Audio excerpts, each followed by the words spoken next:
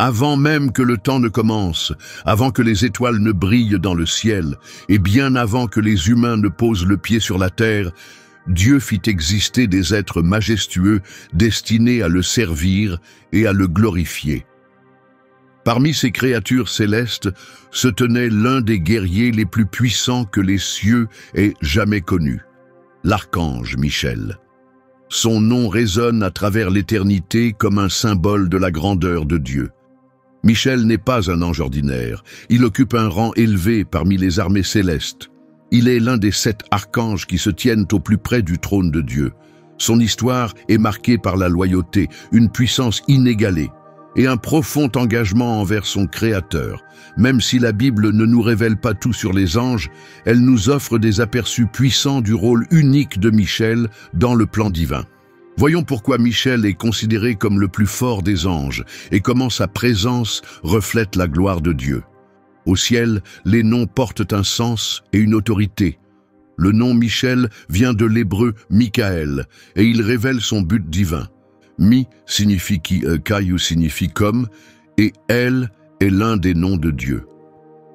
Ensemble, ils posent une question puissante. Qui est comme Dieu? Son nom n'est pas seulement une appellation, c'est une déclaration de foi, un rappel quotidien qu'aucun être n'est égal au Créateur. Lorsque le prophète Daniel eut des visions concernant la fin des temps, il parla de ce grand ange, dans ce que nous connaissons aujourd'hui comme Daniel 12:1, affirmant que Michel, le puissant protecteur du peuple de Dieu, se lèverait. Cela nous montre que Michel est bien plus qu'un messager céleste. Il est un prince et un gardien, un champion du peuple élu. Son nom est devenu un cri de guerre contre tous ceux qui défiaient l'autorité du Tout-Puissant. Cette question, qui est comme Dieu, est devenue l'essence même de son identité. Quand une rébellion éclata au ciel, ce même message retentit alors que Michel menait les anges fidèles pour s'opposer à ceux qui voulaient renverser l'autorité divine. Le nom de Michel devint à la fois une question et une affirmation, un symbole du règne inébranlable de Dieu sur toute la création.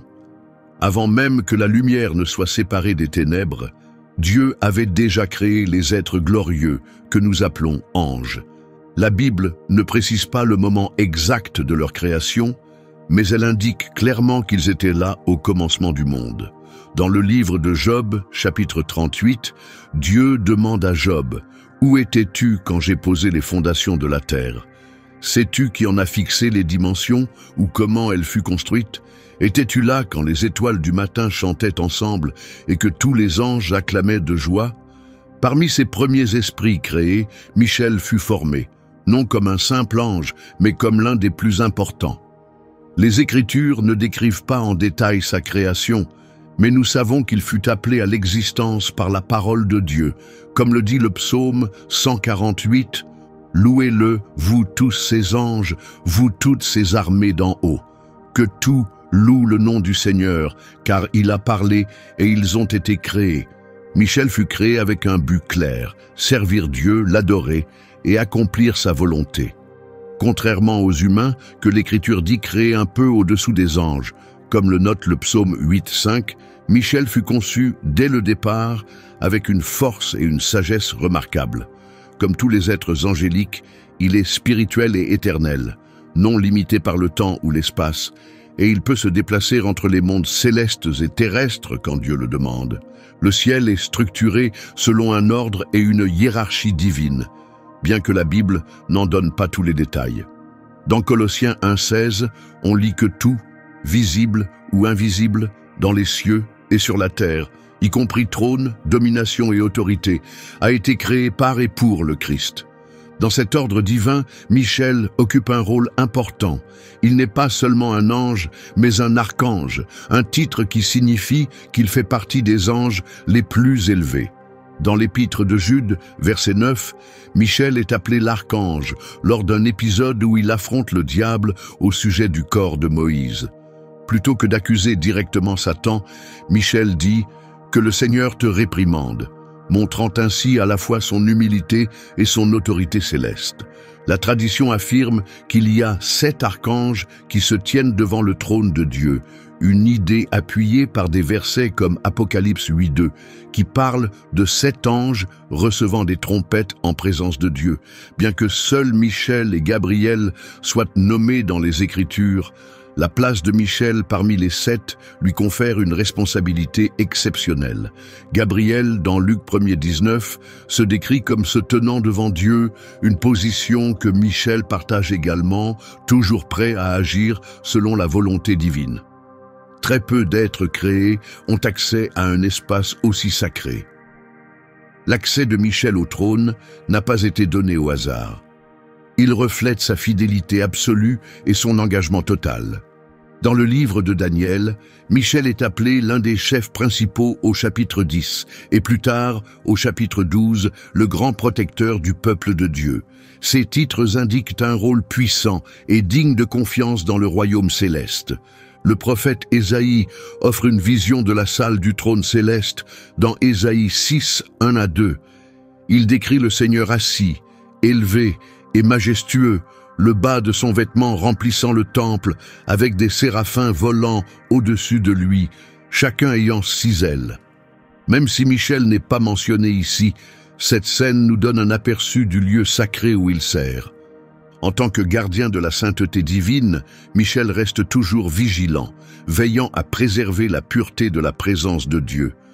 Ce rôle lui donne l'autorité d'agir directement sur ordre du Seigneur. Dans Apocalypse 12:7, on assiste à un moment déterminant. Une grande guerre éclate dans le ciel, et Michel mène les armées de Dieu contre le dragon et ses partisans. À travers ce combat, on comprend le rôle essentiel de Michel en tant que protecteur de la gloire divine. Il reste proche du trône, enveloppé de la lumière de Dieu, constamment renforcé par la sagesse et la puissance qui émanent du cœur du ciel. Dieu a donné à Michel des qualités uniques pour accomplir sa mission. Sa force dépasse largement celle des autres anges. Lorsque Daniel eut des visions sur l'avenir, un ange lui expliqua « Le chef du royaume de Perse m'a résisté pendant 21 jours. Alors Michel, l'un des plus grands princes, est venu à mon secours. » Daniel 10, chapitre 13. Ce récit montre que Michel possède la force nécessaire pour affronter des puissances spirituelles que d'autres anges, pourtant puissants, ne pouvaient vaincre seuls. La fidélité de Michel envers Dieu n'a jamais vacillé.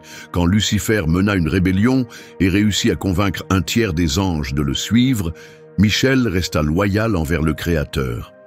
Dans Apocalypse 12, 7-9, il est écrit « Une guerre éclata dans le ciel. Michel et ses anges combattirent le dragon, et le dragon et ses anges ripostèrent. Mais ils furent trop faibles et furent expulsés du ciel. » Cette scène montre non seulement la puissance de Michel au combat, mais aussi sa force intérieure et son attachement à la vérité et à la justice.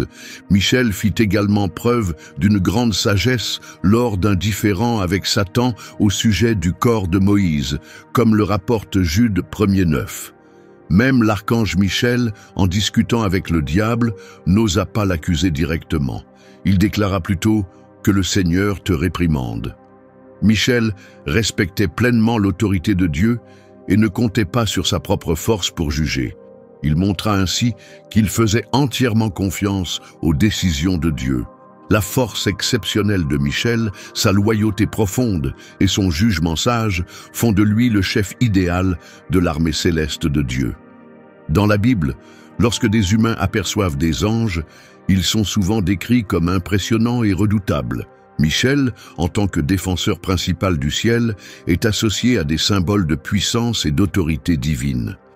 Même si la Bible ne donne pas de détails précis sur l'apparence de Michel, certains indices nous éclairent. Avant la bataille de Jéricho, Josué aperçut un homme tenant une épée dégainée. Josué lui demanda « Es-tu avec nous ou avec nos ennemis ?» L'homme répondit « Ni l'un ni l'autre. Je suis le chef de l'armée de l'Éternel. » Josué 5, 13, 14. Beaucoup pensent qu'il s'agissait de Michel, car il dirige les forces de Dieu. L'épée est souvent liée à Michel, symbole de son rôle dans l'exécution de la justice divine et la défense du plan de Dieu. Dans Apocalypse 1:16, Jésus est représenté avec une épée tranchante sortant de sa bouche, représentant la parole de Dieu. Michel, en tant qu'exécutant de la volonté divine, agit sous cette même autorité céleste. Son armure n'est pas faite de mains humaines, mais forgée avec la vérité et la justice. Elle témoigne de son lien avec la justice divine et de son rôle de protecteur céleste. Paul, dans Éphésiens 6, 14 à 17, parle de l'armure spirituelle, la ceinture de la vérité, la cuirasse de la justice, le bouclier de la foi, le casque du salut et l'épée de l'esprit.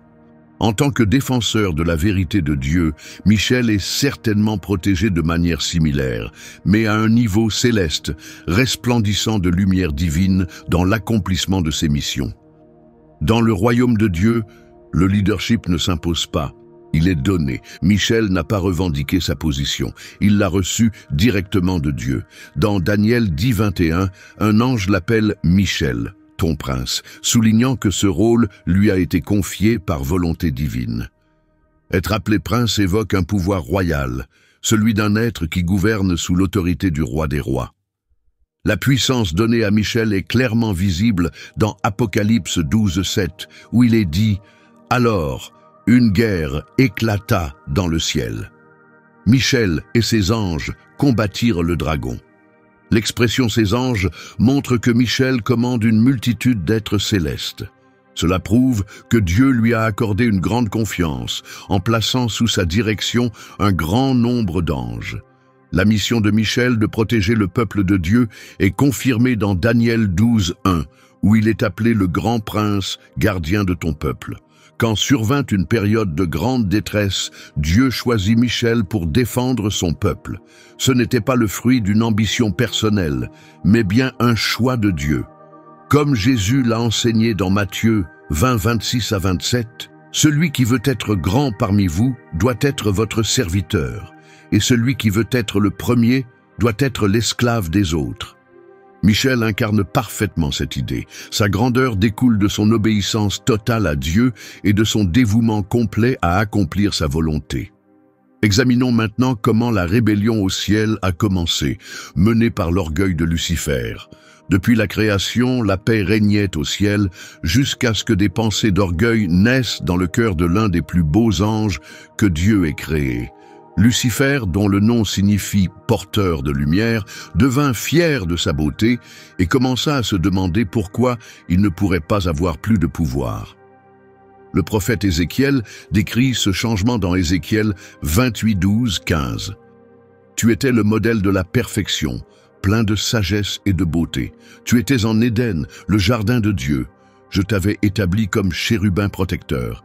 Tu étais sur la montagne sainte de Dieu, marchant au milieu des pierres ardentes. Tu fus parfait dans tes voies depuis le jour où tu fus créé, jusqu'à ce que l'iniquité soit trouvée en toi. » Ésaïe donne aussi un aperçu des pensées orgueilleuses qui ont rempli le cœur de Lucifer. Dans Ésaïe 14, 12 à 14, il est écrit « Comment es-tu tombé du ciel, astre brillant, fils de l'aurore ? Tu as été précipité sur la terre, toi qui terrassais les nations. Tu disais en ton cœur, je monterai au ciel, j'élèverai mon trône au-dessus des étoiles de Dieu, je siégerai sur la montagne de l'assemblée, au sommet du mont Saphon. Je monterai au sommet des nuées, je serai semblable au Très-Haut. » Ces paroles pleines de défis marquèrent le début du trouble dans un ciel qui n'avait jusque-là connu que l'harmonie, un lieu encore jamais touché par la rébellion. Le désir d'être l'égal de Dieu commença à corrompre le cœur de celui qui avait été choisi pour conduire les chants de louange. Voyons maintenant comment Lucifer réussit à convaincre de nombreux anges de le suivre dans sa révolte. Ce qui n'était au départ qu'une pensée rebelle devint une véritable insurrection.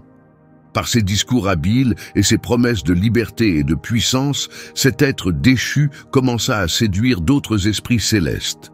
Son plan, bien que simple, s'avéra redoutablement efficace. Il les incita à remettre en question l'autorité de Dieu, leur suggérant une autre voie, celle où ils pourraient choisir par eux-mêmes, sans avoir à rendre de compte. L'ampleur de cette tromperie est décrite dans l'Apocalypse, où Jean écrit au chapitre 12, verset 4, que sa queue emporta 1/3 des étoiles et les précipita sur la terre. Les étoiles symbolisent ici les anges, ceux qui furent trompés et rejoignirent la rébellion. Un ange sur 3, un nombre immense, choisit de se détourner de celui qui les avait créés. Pierre en dit plus dans 2 Pierre 2,4, affirmant que Dieu n'a pas épargné les anges qui ont péché, mais qu'il les a précipités dans l'abîme, les gardant enchaînés dans les ténèbres jusqu'au jour du jugement. Jude le confirme au verset 6 de sa lettre, en disant que les anges qui ont abandonné leur position d'origine ont été maintenus dans l'obscurité, liés par des chaînes en attendant le grand jour du jugement. Ces anges ont renoncé à la joie de vivre dans la lumière de Dieu pour une illusion d'indépendance. Ils ont tourné le dos à des rôles honorés au ciel pour suivre celui qui s'opposait à la volonté divine. Jamais auparavant un groupe aussi nombreux d'êtres célestes n'avait choisi de résister à leur Créateur. Bientôt nous verrons comment Michel découvrit le complot, alors que Lucifer répandait encore ses mensonges dans les cours célestes. Pendant tout ce temps, Michel resta fidèle, demeurant proche de la présence de Dieu. C'est dans ces instants de proximité que la rébellion ne put plus être cachée. Le Créateur, qui voit chaque intention, révéla à son archange loyal ce qui se passait parmi les rangs des anges. Bien que la Bible n'explique pas exactement comment Michel fut informé du soulèvement, elle montre clairement comment il y répondit. Même son nom, Michel, qui signifie « qui est comme Dieu », devint une déclaration de foi alors que les ténèbres s'étendaient. Tandis que Lucifer affirmait fièrement dans Ésaïe 14,14 qu'il deviendrait l'égal du Très-Haut, Michel répondit non par ambition mais par vérité. Nul ne peut être comparé à Dieu. Pour Michel, réaliser cette trahison dut être une source de profonde tristesse. Des êtres célestes créés pour honorer Dieu se détournaient désormais de lui. Des anges qui s'étaient autrefois tenus à ses côtés étaient maintenant séduits par le mensonge. L'apôtre Jean nous donne un aperçu de la bataille qui s'ensuivit dans Apocalypse 12,7. Une guerre éclata dans le ciel. Michel et ses anges affrontèrent le dragon, et le dragon et ses anges ripostèrent. Face à cet acte de défi, Michel ne fléchit pas. Sa mission était claire, défendre le nom de Dieu et préserver la structure et l'ordre établi depuis le commencement. La lutte pour gagner l'esprit et la fidélité des anges avait commencé. Et Michel, l'archange fidèle, se tenait prêt à conduire les armées célestes contre celui qui osait défier le Tout-Puissant. Nous assistons alors à un moment décisif où chaque ange devait faire un choix irréversible. L'heure de vérité avait sonné au ciel. Il n'y avait plus de place pour le silence ou l'hésitation. Chaque ange devait prendre la décision la plus importante de son existence. Rester fidèle à son Créateur ou suivre le rebelle. Michel parcourut les cieux, annonçant le message final de Dieu et invitant chaque être angélique à déclarer sa position. La décision devant eux était directe et inévitable. Comme Jésus le dira plus tard dans Matthieu 12,30, « Celui qui n'est pas avec moi est contre moi, et celui qui ne rassemble pas disperse. » Il n'y avait aucune position neutre possible, aucun autre choix à envisager. Chaque ange devait choisir, rester fidèle à Dieu ou rejoindre la rébellion de Lucifer. Un grand nombre avait déjà été séduit par les paroles et les rêves de Lucifer, comme le montre Apocalypse 12,4. Sa queue entraîna le tiers des étoiles du ciel. Mais maintenant, face à l'avertissement clair du Créateur, une ligne de séparation fut tracée. D'un côté, ceux comme Michel qui se tenaient fermement avec ce cri « Qui est comme Dieu ?» reconnaissant la puissance et la grandeur incomparables de leur Seigneur. De l'autre, ceux qui, comme Lucifer, disaient en leur cœur, selon Ésaïe 13,14, « Je monterai, je serai semblable au Très-Haut. » La Bible nous révèle ce qui arriva ensuite dans Apocalypse 12,8. Le dragon ne fut pas assez fort et ils perdirent leur place dans le ciel. La décision était prise et il n'y avait plus de retour possible. Ceux qui avaient rejoint la révolte allaient bientôt faire face aux conséquences douloureuses de leur choix, tandis que les anges restés fidèles se préparaient à la bataille qui allait marquer un tournant dans l'histoire du ciel. Voyons maintenant comment Michel organisa les guerriers célestes pour ce grand affrontement. Une fois la séparation complète entre les fidèles et les rebelles, il était temps de défendre les cieux. Grâce à sa profonde fidélité et à son rang élevé, Michel fut choisi comme chef suprême de l'armée céleste. Sous son commandement, les anges fidèles se rassemblèrent, déterminés à défendre le nom de leur Créateur et à préserver l'ordre établi depuis toujours. Le livre de l'Apocalypse peint cette scène dans Apocalypse 12:7, où il est écrit « Une guerre éclata dans le ciel. Michel et ses anges combattirent le dragon. » Notez bien les mots « ses anges ». Ce sont les combattants qui se tenaient désormais sous l'autorité directe de Michel, reconnaissant le rôle que Dieu lui avait confié comme leur commandant. Le livre de Daniel donne d'autres indices sur la position de Michel en tant que général céleste. Dans Daniel 12:1, il est appelé le grand prince, et dans Daniel 10:13, l'un des princes principaux. Le terme « prince » évoque à la fois le leadership et l'autorité au combat, ce qui signifie que Michel n'était pas seulement un puissant guerrier, mais aussi un stratège expérimenté et un chef militaire avisé. L'organisation de l'armée céleste suivait des principes divins d'ordre et d'intention. Plus tard, Paul écrira dans Éphésiens 6:11 « Revêtez-vous de toutes les armes de Dieu, afin de pouvoir tenir ferme contre les ruses du diable. » De la même manière, Michel prépara ses troupes angéliques, les équipant pour la grande guerre à venir. Chaque ange avait un rôle précis, chaque groupe une mission particulière, et tous furent unis sous la direction de l'archange porteur de la déclaration la plus puissante, jamais prononcée, « Qui est comme Dieu ?» Passons maintenant à l'affrontement décisif entre les forces loyales de Michel et l'armée rebelle de Satan. Le temps du combat ouvert était arrivé. Dans la dimension céleste, les deux camps se firent face. Michel dirigeait les fidèles, tandis que Lucifer, désormais appelé Satan l'ennemi, se tenait à la tête de ceux qui avaient trahi. Ce qui suivit fut la bataille la plus intense que le ciel ait jamais connue. Ce n'était pas seulement une question de force, c'était un affrontement entre la vérité et le mensonge, entre la fidélité et la trahison. Jean relate cette bataille dans Apocalypse 12:7-8. Une guerre éclata dans le ciel.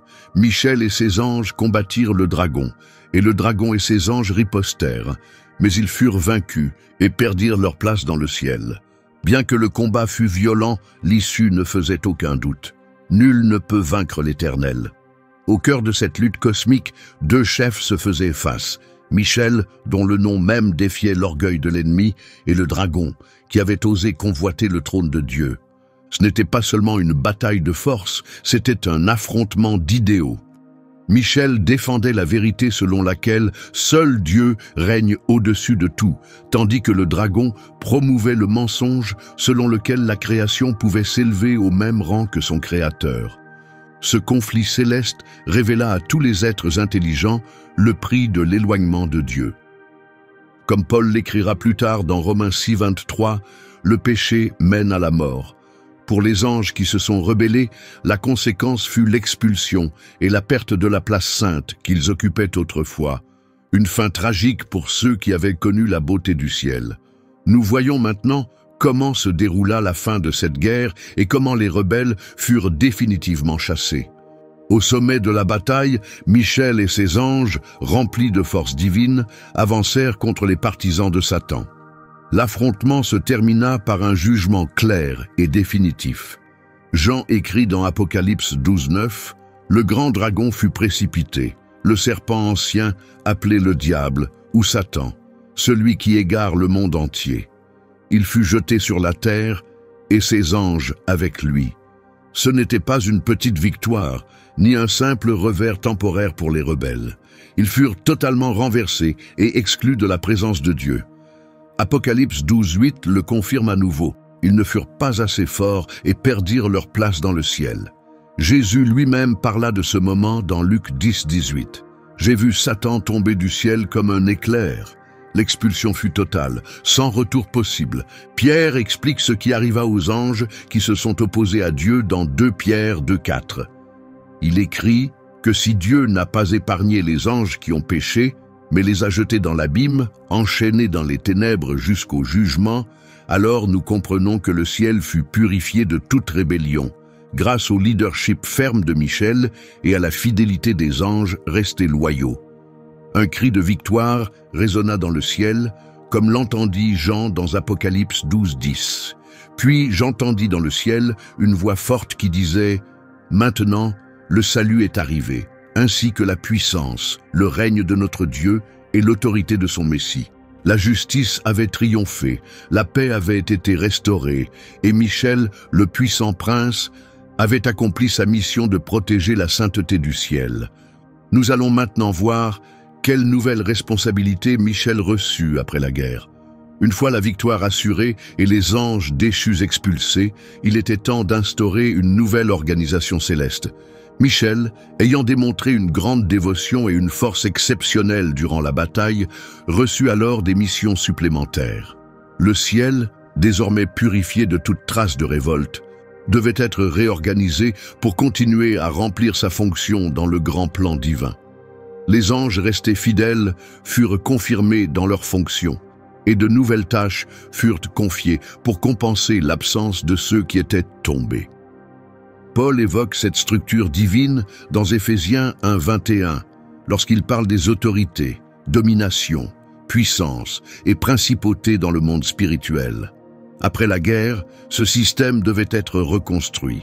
Michel, déjà mentionné dans Daniel 10:13 comme l'un des princes principaux, se vit confier des responsabilités encore plus grandes. Il reçut le rôle de protecteur du peuple de Dieu, une mission rendue claire dans Daniel 12:1. En ce temps-là, Michel, le grand prince, celui qui veille sur ton peuple, se lèvera. L'œuvre de Michel ne s'arrêta pas à la défaite du dragon. Il continua à lutter contre le mal, désormais présent sur la terre. Dans Jude 1:9, nous retrouvons Michel, cette fois disputant avec le diable au sujet du corps de Moïse. Même alors, il ne prononça pas de condamnation sévère, mais dit simplement que le Seigneur te réprimande. Cela montre l'humilité de Michel et son obéissance, même face à l'ennemi. La réorganisation du ciel après la guerre marqua une nouvelle étape dans le parcours de la création. Dieu, dans sa sagesse parfaite, utilisa ce moment, malgré sa tristesse, pour révéler davantage sa justice et sa grandeur. Et Michel, l'archange toujours fidèle, se trouva désormais encore plus proche du trône de Dieu, avec une double mission, garder le ciel et défendre le peuple de Dieu sur terre. Voyons maintenant comment Michel est devenu le protecteur particulier d'Israël. Lorsque Dieu choisit une nation pour lui appartenir, il désigna aussi un puissant gardien céleste pour veiller sur elle. Ce gardien, c'était Michel. Il reçut le rôle sacré de défendre Israël, non par hasard, mais dans le cadre du plan divin visant à préserver le peuple par lequel viendrait le Sauveur promis. C'est dans le livre de Daniel que l'on trouve la référence la plus forte à ce rôle de Michel. Daniel 12:1 déclare « En ce temps-là, Michel, le grand prince, le défenseur des enfants de ton peuple, se lèvera. » Cela montre que Michel n'était pas un ange comme les autres. Il fut désigné spécifiquement pour veiller sur Israël. La mission de Michel est directement liée à l'alliance que Dieu a conclue avec Abraham. Dans Genèse 12:3, Dieu promet « Je bénirai ceux qui te béniront, et je maudirai ceux qui te maudiront. Par toi seront bénies toutes les familles de la terre. » Pour accomplir cette promesse de protection, Dieu choisit Michel comme gardien de son peuple choisi. Tout au long de l'histoire d'Israël, on trouve de nombreux moments où l'intervention divine a évité la destruction totale. Lorsque les Israélites sortirent d'Égypte, Exode 14, 19 à 20 explique comment l'ange de Dieu, qui les guidait, se plaça derrière eux. La colonne de nuée, qui marchait devant, se déplaça également vers l'arrière, formant une barrière entre les Égyptiens et les Israélites. De nombreux spécialistes de la Bible pensent que cet ange pouvait être Michel, jouant activement son rôle de gardien. Même dans les heures les plus sombres d'Israël, Michel veillait, s'assurant que le peuple de Dieu soit protégé pour que le plan divin puisse se poursuivre. L'un des moments les plus clairs où l'on voit Michel impliqué dans un conflit spirituel se trouve dans le livre de Daniel. Pendant que Daniel jeûnait et priait pendant 3 semaines, une bataille se déroulait dans le monde spirituel. Dieu avait envoyé un messager céleste à Daniel, mais ce messager fut bloqué par de puissantes forces spirituelles. Dans Daniel 10, 12 à 13, le messager dit « N'aie pas peur, Daniel. Dès le premier jour où tu t'es appliqué à comprendre et à t'humilier devant ton Dieu, tes paroles ont été entendues, et je suis venu à cause d'elles. Mais le prince du royaume de Perse m'a résisté pendant 21 jours. Alors Michel, l'un des principaux chefs, est venu à mon secours, car j'étais retenu là auprès des rois de Perse. » Ce passage des Écritures nous donne un aperçu du monde invisible, où se déroulent des luttes spirituelles que nous ne pouvons pas voir. Le prince de Perse, mentionné ici, n'est pas un être humain, mais une puissance spirituelle opposée au plan de Dieu pour Israël. L'intervention de Michel fut nécessaire pour franchir cette opposition. En tant que l'un des plus hauts dirigeants célestes, il avait à la fois l'autorité et la force pour intervenir. Le messager admet que sans l'aide de Michel, il n'aurait jamais pu atteindre Daniel. Plus loin, dans Daniel 10, 20 à 21, il ajoute « Sais-tu pourquoi je suis venu ? Je dois bientôt retourner combattre le prince de Perse, puis viendra le prince de Grèce. Mais d'abord, je vais te révéler ce qui est écrit dans le livre de la vérité. Personne ne m'aide contre eux, sauf Michel, ton protecteur. » Cela confirme que Michel n'était pas impliqué dans une seule bataille. Il était constamment actif dans un combat spirituel plus vaste, visant à défendre le peuple de Dieu contre les forces du mal. Approchons-nous maintenant d'un moment fascinant où Michel affronte directement Satan. Cela révèle encore davantage son rôle et sa nature, à la fois respectueuse et puissante. Dans la courte lettre de Jude, on nous parle d'un désaccord entre Michel et le diable au sujet du corps de Moïse. Jude 1:9 dit « L'archange Michel se disputait avec le diable au sujet du corps de Moïse, mais il ne prononça pas d'accusation insultante. Il dit simplement « Que le Seigneur te réprimande ». Ce bref récit nous ramène au moment où Moïse mourut. Dans Deutéronome 34, 5 à 6, il est écrit que Moïse, serviteur de Dieu, mourut dans le pays de Moab, comme l'Éternel l'avait dit. Dieu lui-même l'enterra dans une vallée près de Beth-Péor, mais personne ne connaît encore aujourd'hui le lieu de sa sépulture. Cet enterrement unique, accompli par Dieu en personne, pourrait être lié au conflit décrit dans Jude. Ce qui rend ce moment si important, c'est la manière dont Michel répondit à son ennemi. Bien qu'il détienne une grande autorité en tant qu'archange, Michel ne chercha pas à juger ni à accuser Satan. Il déclara simplement « Que le Seigneur te réprimande ». Cette réponse révèle le profond respect de Michel pour l'autorité divine. Il comprenait que seul Dieu peut rendre un jugement final. Le conflit au sujet du corps de Moïse évoque aussi une réalité plus profonde, la lutte autour du souvenir des fidèles serviteurs de Dieu. Satan cherche à ternir la réputation même des plus loyaux. Mais Michel veille, protégeant non seulement les vivants, mais honorant aussi la mémoire des morts.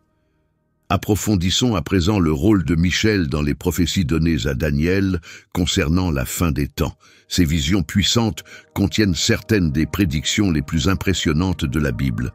Dans l'un de ces moments clés, Michel réapparaît. Dans Daniel 12, 1 à 3, on lit « En ce temps-là, se lèvera Michel, le grand chef, le protecteur des enfants de ton peuple. Ce sera un temps de détresse tel qu'il n'y en a jamais eu depuis que les nations existent. Mais en ce temps-là, tous ceux dont le nom est inscrit dans le livre seront sauvés. Beaucoup de ceux qui dorment dans la poussière de la terre se réveilleront, les uns pour la vie éternelle, les autres pour la honte et l'ignominie éternelle.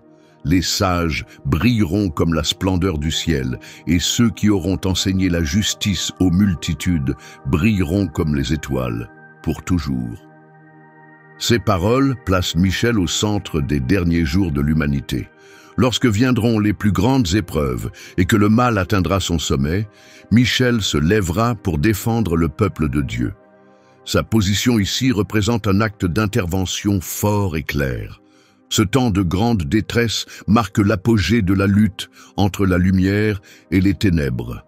Et c'est dans ce moment critique que Michel est choisi pour représenter les fidèles de Dieu.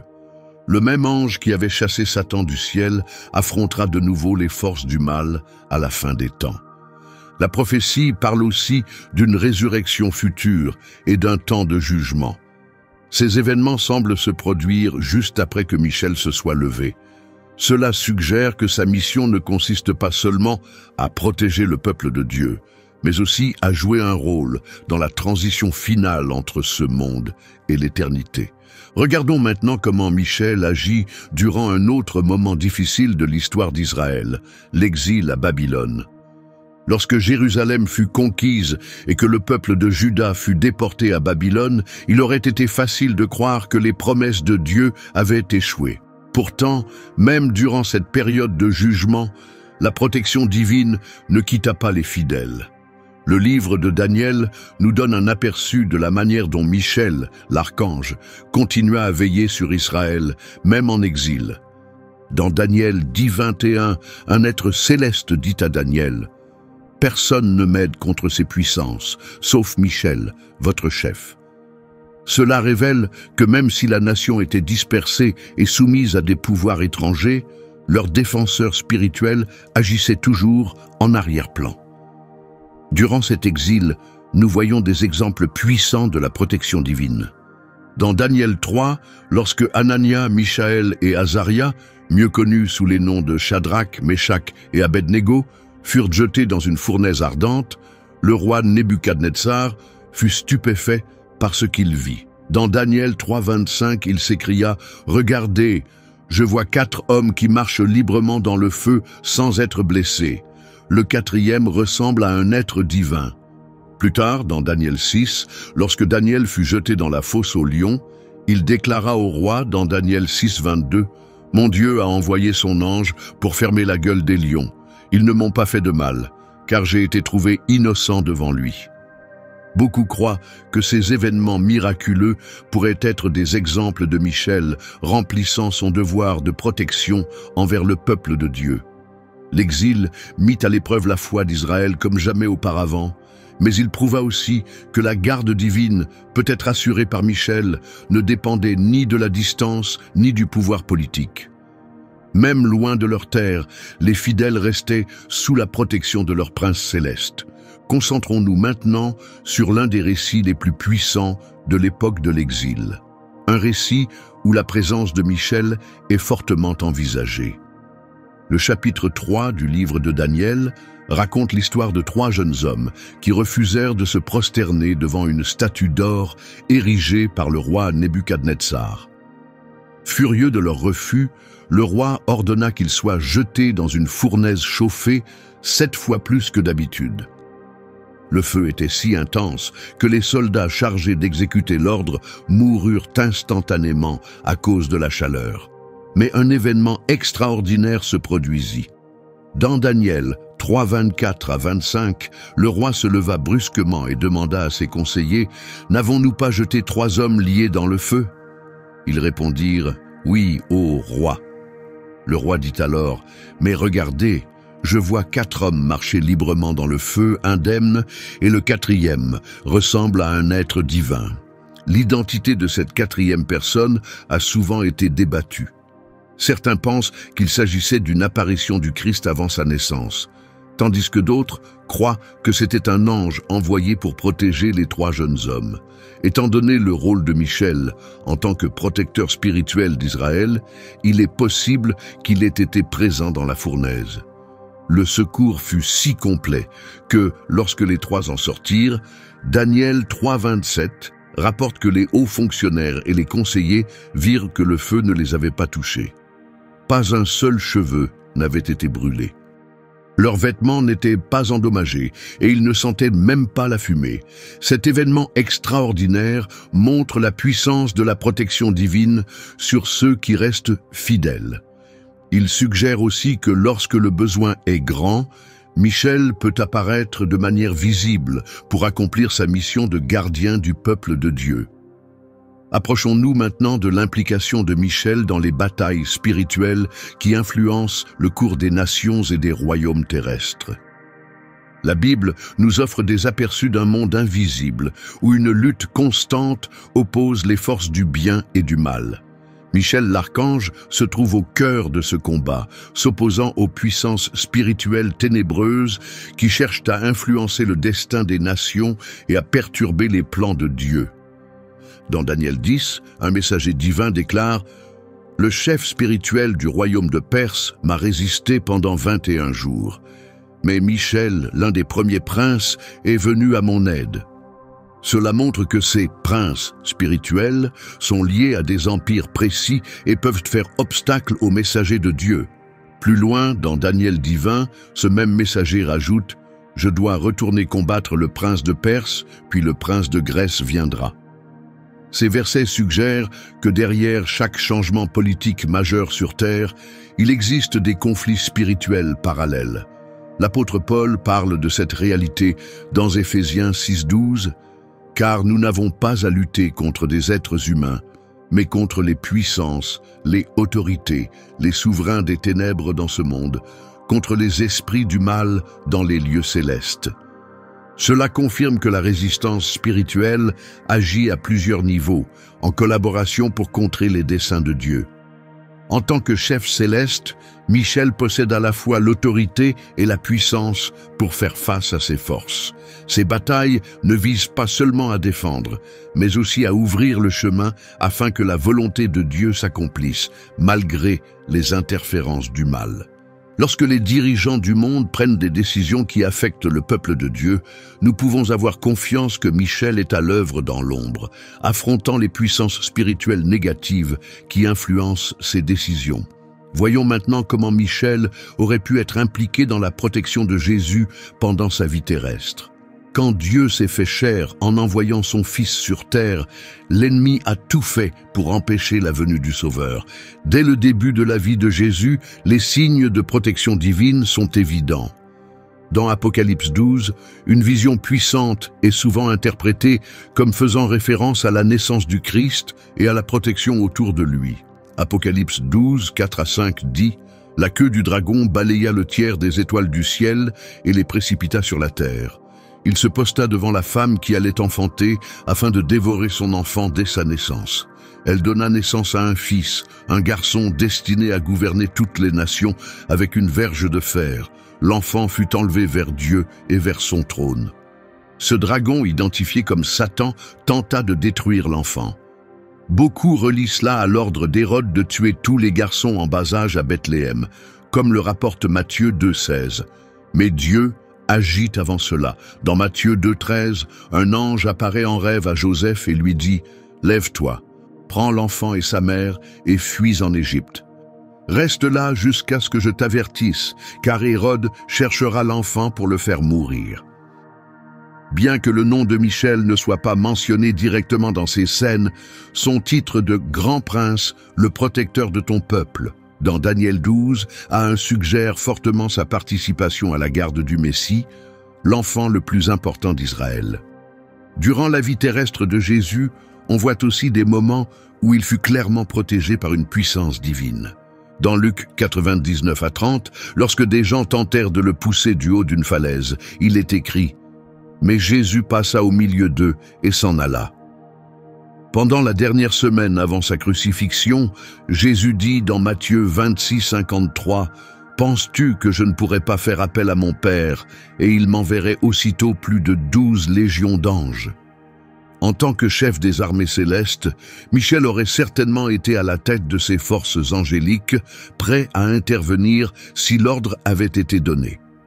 Examinons maintenant comment Michel poursuit son rôle entre le retour de Jésus au ciel et la fin de l'histoire humaine.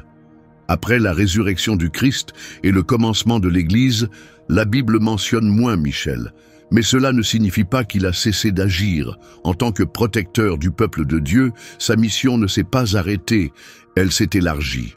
Il veille désormais sur l'Église, souvent appelée Israël spirituel. Dans Galates 3,29, Paul enseigne « Si vous appartenez au Christ, alors vous êtes la descendance d'Abraham, héritier selon la promesse. » Cela signifie que la famille spirituelle du Christ est incluse dans cette promesse de protection. Le même soin que Michel accordait à Israël continue aujourd'hui envers ceux qui suivent Jésus, surtout alors que la guerre spirituelle se poursuit.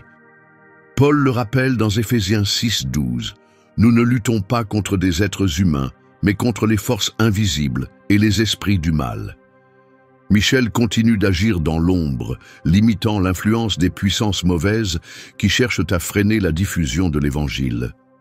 Jésus mentionna aussi la vigilance angélique dans Matthieu 18,10. « Gardez-vous de mépriser un seul de ces petits, car leurs anges voient continuellement la face de mon Père qui est dans les cieux. » Si chaque croyant a un ange qui veille sur lui, combien plus Michel est-il impliqué dans la protection de l'Église tout entière? Cette période entre l'ascension du Christ et son retour final peut sembler silencieuse concernant Michel, mais en réalité, c'est un temps d'activité constante. Michel reste en alerte, attendant le moment désigné par Dieu pour intervenir à nouveau ouvertement dans les derniers événements de l'histoire humaine. Considérons maintenant comment Michel est directement impliqué dans le jugement final. À mesure que l'histoire approche de sa conclusion, Michel devient plus visible, prenant un rôle central. La Bible l'associe aux grands événements qui annoncent la fin de cette époque. Son rôle dans le jugement est évoqué dans plusieurs versets. Dans les 1er Thessaloniciens 4,16, Paul écrit « Le Seigneur descendra du ciel avec un cri de commandement, avec la voix de l'archange et avec le son de la trompette de Dieu. Et les morts en Christ ressusciteront en premier. » Bien que le passage ne nomme pas Michel, beaucoup croient que cette voix de l'archange fait référence à lui, car il est le seul ange appelé archange dans les Écritures. Ce moment est également lié à Daniel 12, 1-2, où l'apparition de Michel est directement associée à une résurrection. En ce temps-là, se lèvera Michel, le grand prince, le défenseur des enfants de ton peuple. Beaucoup de ceux qui dorment dans la poussière se réveilleront, les uns pour la vie éternelle, les autres pour l'opprobre éternel. Jésus décrit aussi le rôle des anges dans le jugement, dans Matthieu 13, 41-42. « Le Fils de l'homme enverra ses anges, et ils ôteront de son royaume tous ceux qui causent le péché et pratiquent le mal. Ils les jetteront dans la fournaise ardente, où il y aura des pleurs et des grincements de dents. » En tant que chef des armées célestes, Michel jouera sans aucun doute un rôle essentiel dans l'exécution de ce jugement divin. À l'approche de la fin, Michel n'est plus caché. Il se prépare à agir ouvertement, participant à la grande séparation finale entre ceux qui appartiennent à Dieu et ceux qui l'ont rejeté. Voyons maintenant comment Michel est impliqué dans l'annonce du retour triomphal de Jésus. L'un des événements les plus attendus du plan de Dieu est le moment où le Christ reviendra avec puissance et gloire. La Bible associe ce retour au son d'une grande trompette, annonçant au monde entier que le roi des rois est arrivé. Michel, l'archange, est étroitement lié à cette annonce majestueuse. Paul décrit ce moment dans 1 aux Thessaloniciens 4,16. « Le Seigneur lui-même descendra du ciel avec un cri de commandement, avec la voix de l'archange et le son de la trompette de Dieu. Et les morts en Christ ressusciteront d'abord. » Ce verset nous donne un ordre clair des événements, un ordre divin, suivi de la voix de l'archange, puis du son de la trompette, le tout annonçant l'apparition du Seigneur. Jésus fait également référence à cette trompette dans Matthieu 24, 31. « Il enverra ses anges avec un grand son de trompette, et ils rassembleront ses élus des 4 coins de l'univers. » Ce moment n'est pas qu'un simple signal, c'est un appel destiné à réunir tout le peuple de Dieu, peu importe où il se trouve. Paul ajoute dans 1 aux Corinthiens 15, 51-52, « Voici un mystère. Nous ne mourrons pas tous, mais nous serons tous transformés en un instant, en un clin d'œil au son de la dernière trompette. Car la trompette sonnera et les morts ressusciteront incorruptibles et nous serons changés. » Puisque Michel est le seul ange explicitement appelé archange dans les Écritures et qu'il se tient au plus près du trône de Dieu, beaucoup croient que c'est lui dont la voix annoncera le retour du Christ. Son rôle de messager céleste déclenchera le dernier acte du plan divin pour vaincre le mal pour toujours. Voyons maintenant comment Michel protégera le peuple de Dieu pendant la période la plus difficile que le monde ait jamais connue. La Bible parle d'un temps à venir sans précédent, une période de souffrance profonde et d'épreuves extrêmes pour les croyants. Le mal lancera sa dernière et plus féroce attaque contre ceux qui appartiennent à Dieu. Mais à ce moment même de crise, Michel se lèvera. En tant que protecteur du peuple de Dieu, il ne restera pas passif.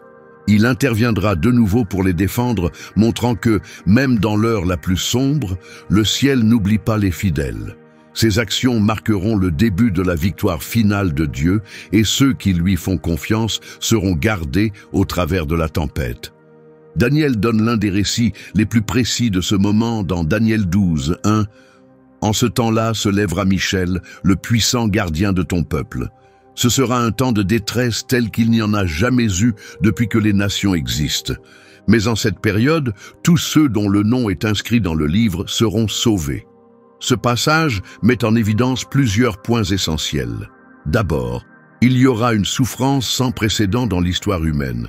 Ensuite, l'intervention de Michel à ce moment précis montre un acte d'aide direct et puissant. Enfin, cette aide divine conduira au salut des élus de Dieu. Jésus parle également de cette période dans Matthieu 24, 21 à 22. Car il y aura une grande détresse, telle qu'il n'y en a pas eu depuis le commencement du monde jusqu'à maintenant, et il n'y en aura jamais plus. Et si ces jours n'étaient abrégés, personne ne serait sauvé. Mais à cause des élus, ces jours seront abrégés.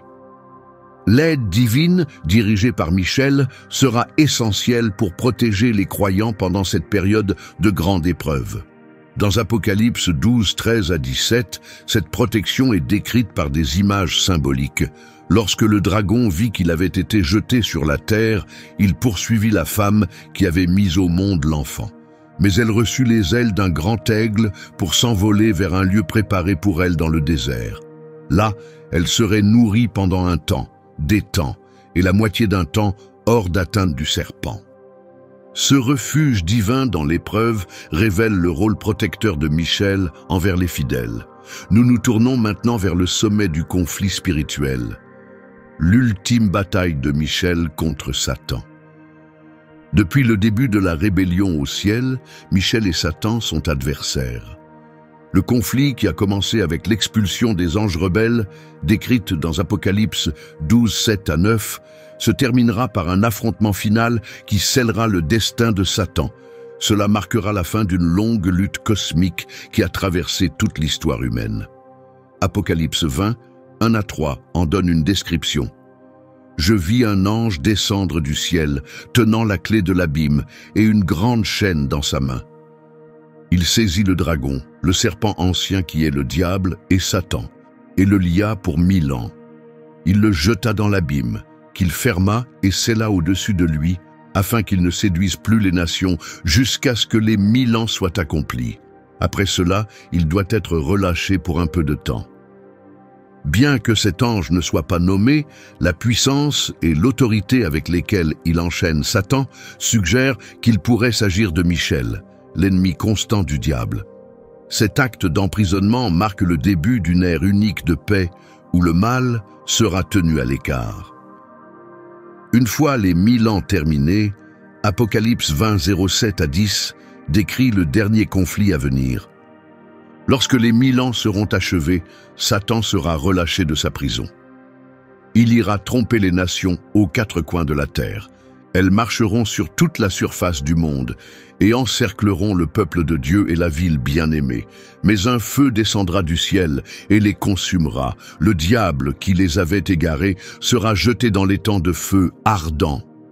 Dans cette confrontation finale, les armées célestes, presque certainement conduites une fois encore par Michel, remporteront une victoire totale et définitive. L'adversaire que Michel affronte depuis le commencement sera enfin vaincu pour de bon. Portons maintenant notre attention sur le rôle de Michel lors de ce moment extraordinaire où les morts seront ramenés à la vie. Parmi tous les événements de la fin des temps, le retour à la vie de ceux qui ont cru est l'un des plus puissants. La Bible établit un lien direct entre Michel et cet événement étonnant, où les fidèles seront libérés de la mort. Daniel 12, 1-2 annonce cette prophétie en l'associant à Michel. En ce temps-là se lèvera Michel, le grand défenseur de ton peuple. Beaucoup de ceux qui dorment dans la poussière de la terre se réveilleront, les uns pour la vie éternelle, les autres pour la honte et l'ignominie éternelle. Ce verset montre clairement que l'apparition de Michel est liée au moment où les morts ressuscitent. Paul donne plus de détails dans 1 Thessaloniciens 4,16. Le Seigneur lui-même descendra du ciel avec un cri puissant, la voix de l'archange et la trompette de Dieu, et ceux qui sont morts en Christ ressusciteront en premier. La voix de l'archange, très probablement celle de Michel, joue un rôle essentiel dans le déclenchement de la résurrection. Jésus décrit aussi cet événement dans Jean 5, 28-29. Ne vous en étonnez pas, l'heure vient où tous ceux qui sont dans les tombeaux entendront sa voix, et ils sortiront, ceux qui ont fait le bien, ressusciteront pour la vie, et ceux qui ont fait le mal ressusciteront pour être jugés. En tant que plus haut des anges, Michel semble avoir un rôle unique dans l'appel des morts à sortir de leur tombe, tout comme il s'était disputé avec le diable au sujet du corps de Moïse, selon Jude 1,9. De la même manière, il participera à la délivrance ultime des fidèles hors de l'emprise de la mort. Ce moment marquera la victoire totale sur le dernier ennemi, que Paul nomme dans 1 Corinthiens 15, 26. Le dernier ennemi détruit, c'est la mort. Voyons maintenant comment Michel est lié au moment où le pouvoir sur toutes les nations est remis à Christ. Depuis la chute de l'humanité, les puissances de ce monde ont été, en partie, influencées par le prince de ce monde, mentionné dans Jean 12, 31. Mais la Bible affirme qu'un jour viendra où toute autorité humaine sera rendue à son véritable souverain. Michel, en tant que chef de l'armée céleste, jouera un rôle crucial dans cette transition. Apocalypse 11h15 rapporte « Le 7e ange sonna de la trompette, et des voix fortes se firent entendre dans le ciel. Le règne sur le monde appartient désormais à notre Seigneur et à son Messie, et il régnera au siècle des siècles. » Cette déclaration céleste marque l'instant précis où chaque nation est officiellement soumise à l'autorité du Christ. Daniel a également eu une vision de ce moment futur dans Daniel 7, 13, 14. « Dans mes visions de la nuit, je vis venir quelqu'un de semblable à un fils d'homme, arrivant avec les nuées du ciel. Il s'approcha de l'Ancien des jours et fut conduit devant lui. Il reçut la souveraineté, la gloire et le pouvoir. Tous les peuples, toutes les nations et toutes les langues le servirent. Son règne est un règne éternel qui ne passera jamais et son royaume ne sera jamais détruit. En tant que défenseur du peuple de Dieu et porteur de sa cause, Michel sera assurément présent lors de ce moment décisif dans l'histoire du salut. Après avoir combattu contre les puissances spirituelles de ce monde, comme mentionné dans Daniel 10, versets 13 et 20, Michel verra enfin ses royaumes remis entre les mains du Christ. Paul explique le but final de ce processus divin dans 1 Corinthiens 15, 24 à 25. Ensuite viendra la fin, quand le Fils remettra le royaume à Dieu le Père, après avoir détruit toute domination, toute autorité et toute puissance, car il faut qu'il règne jusqu'à ce qu'il ait mis tous ses ennemis sous ses pieds. Michel, qui a mené tant de combats spirituels pour les desseins de Dieu, sera témoin de la victoire finale et complète du Christ sur tous ceux qui se sont opposés à lui. Réfléchissons maintenant au rôle éternel de Michel dans le monde à venir, une fois le plan de rédemption totalement accompli. Quand tout sera renouvelé et que le mal sera définitivement vaincu, le besoin de défense spirituelle disparaîtra. Mais cela ne signifie pas que Michel n'aura plus de but. En tant que l'un des plus hauts serviteurs célestes, sa place d'honneur près du trône de Dieu demeurera pour toujours. Dans Apocalypse 21, 3 à 4, Jean partage sa vision du monde renouvelé. « J'entendis une voix forte venant du trône qui disait « Voici la demeure de Dieu avec les hommes. Il habitera avec eux. Ils seront son peuple, et Dieu lui-même sera avec eux. Il essuiera toute larme de leurs yeux. Il n'y aura plus ni mort, ni deuil, ni cri, ni douleur, car l'ancien monde a disparu. » Dans ce lieu parfait, Michel n'aura plus besoin de défendre le peuple de Dieu, car il n'y aura plus d'ennemis. Son rôle deviendra celui d'un serviteur éternel, louant et servant Dieu. En tant que l'un des plus proches du trône, Michel continuera d'habiter dans la présence du Très-Haut, entouré de tous les rachetés de tous les temps. Le livre de l'Apocalypse nous donne un aperçu de cette scène céleste où Michel sert. Dans Apocalypse 4:8, il est écrit « Chacun des 4 êtres vivants avait 6 ailes, couvertes d'yeux tout autour et même sous les ailes. Jour et nuit, ils ne cessent de dire « Saint, Saint, Saint est le Seigneur Dieu Tout-Puissant, celui qui était, qui est et qui vient. » Dans la création renouvelée, Michel poursuivra sa mission principale, louer Dieu et accomplir sa volonté. La différence, c'est qu'il n'aura plus de batailles à mener, ni d'ennemis à vaincre. L'archange, dont le nom signifie « qui est comme Dieu », montrera pour l'éternité, par sa dévotion, qu'en vérité, nul n'est comparable au Seigneur des Seigneurs et Roi des Rois. Mon ami, nous voici arrivés au terme de ce voyage remarquable à travers l'histoire puissante de l'archange Michel. Nous avons vu comment son nom reflète sa mission et comment il a reçu une place unique et honorée dans l'ordre céleste. Nous avons parcouru ensemble son rôle de chef dans le grand affrontement contre Lucifer et les anges rebelles. Nous avons découvert sa mission de protecteur d'Israël et de défenseur du peuple de Dieu à travers les âges. Et nous avons compris son implication essentielle dans les derniers chapitres de l'histoire du monde. Michel n'est pas simplement un ange parmi d'autres. Il est le guerrier choisi par Dieu, le défenseur de son peuple, celui qui se dresse contre les puissances des ténèbres, et l'archange qui se lèvera lorsque le moment sera le plus crucial. Si cette vidéo vous a plu et que vous souhaitez continuer à découvrir les personnages et les récits extraordinaires de la Bible, abonnez-vous à la chaîne. Appuyez dès maintenant sur le bouton d'abonnement et activez la cloche de notification pour ne rien manquer de ce qui arrive.